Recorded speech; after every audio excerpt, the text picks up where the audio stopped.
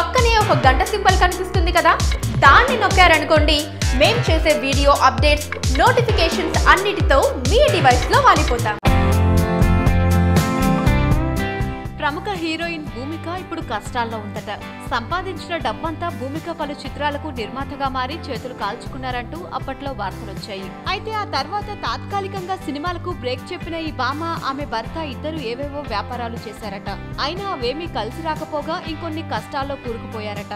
దాంతో పీకల్లోతు కష్టాల్లో పడినట్లు టాలీవుడ్ సినీ జనం చెప్పుకుంటున్నారు. దాంతో తానిప్పుడు తమిళ, తెలుగు, కన్నడ ఎక్కడైనా అక్క, వదిన పాత్రల్లో నటించడానికి కూడా సిద్ధమవుతున్నట్లు టాలీవుడ్ టాక్. హీరోయిన్లు అక్కగా మారడం సహజమే. పెళ్లయ్యాక నటిగా విరామం ఇచ్చిన భూమిక అడపాదడపా చిన్న పాత్రలు చేసింది. ప్రస్తుతం కథ నచ్చి అక్కగా నటించడానికి అంగీకరించినట్లు తెలుస్తోంది. ఆ మధ్య కాలంలో వచ్చిన MS ధోని ది అన్టోల్డ్ స్టోరీలో ఆల్రెడీ అక్కగా నటించింది. తాజాగా దిల్ రాజు నిర్మాతగా, వేణు శ్రీరామ్ డైరెక్షన్ లో నాని హీరోగా ఒక సినిమా రూపొందుతున్న సంగతి తెలిసిందే. ఈ సినిమాలో నాని అక్క పాత్ర కోసం భూమికను సంప్రదించగా ఆమె క్షణం ఆలోచించకుండా ఓకే చెప్పేసిందట.